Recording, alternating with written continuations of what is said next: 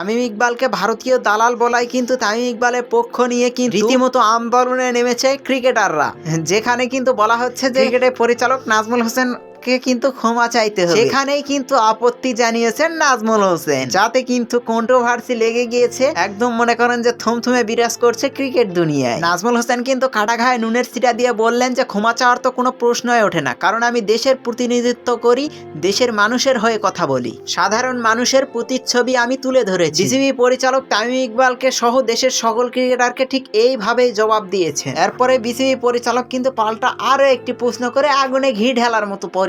BCB পরিচালক কিন্তু বলেছেন যে ভারতীয় দালাল না বলে হয়তো ভারতীয় এজেন্ট বললে এরকমটা হতো না। হ্যাঁ দর্শক, তিনি বলেন যে ভারতীয় দালাল না বলে যদি ভারতীয় এজেন্ট বলতাম তাহলে মনে হয় ক্রিকেটাররা আন্দোলন করতেন না। ঠিক এটাই বলেছে। কতটা দুঃসাহস দেখিয়েছেন এই পরিচালক, তিনি কিন্তু এ বিষয়ে কোনো বিচলিত নয়, তামিম ইকবালকে যোগ্য জবাবই দিয়েছেন, ওটা ধরে নিতেই পারি। শুধু এখানেই শেষ নয়, ইনকিলাব মঞ্চের আব্দুল্লাহ আল জাবের তিনি বলেছেন যে দেশের ক্রিকেটে হস্তক্ষেপ করার জন্য গৌতম গম্ভীর এবং বিরাট কোহলিকে দিয়ে কিন্তু কে জানি ফোন করেছিল। এইদিকে আবার কিন্তু পেট্রোল ঢেলেছেন আগুনে আব্দুল্লাহ আল জাবের ইনকিলাব মঞ্চ। শুধু এখানেই ক্ষান্ত হননি আব্দুল্লাহ আল জাবের, তিনি বলেছেন যে যারা বলতেছে যে ক্রিকেটের বাংলাদেশের ভবিষ্যতের কথা, অর্থাৎ ক্রিকেটারদের ভবিষ্যতের কথা বলতেছে যারা, সারাটি জীবন তো আমরা ক্রিকেটারদেরকে নিয়েই ভাবলাম, এখন আমাদের দেশের মর্যাদা এবং দেশের পজিশন কোথায় গিয়ে দাঁড়াবে তা কি চিন্তা করতে পেরেছিল তামিম ইকবাল?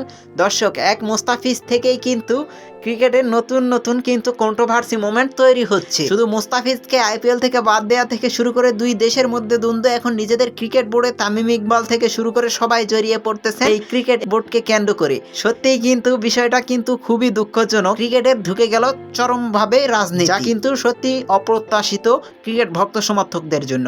যেখানে আপনি বিনোদন খুঁজতে যাবেন সেখানে এখন রাজনীতি দেখতে হচ্ছে। ছিল আমাদের কাছে থাকা তামিম ইকবালের সর্বশেষ মন্তব্য নিয়ে, বাংলাদেশ ক্রিকেট বোর্ডের পাল্টাপাল্টি প্রশ্ন নিয়ে সর্বশেষ আপডেট। পরবর্তী নিউজ ভিডিও দেখার আমন্ত্রণ জানিয়ে বিদায় নিচ্ছে। মোস্তাকিন হাসান, বিটি ইনফায়ার রিয়েকশন।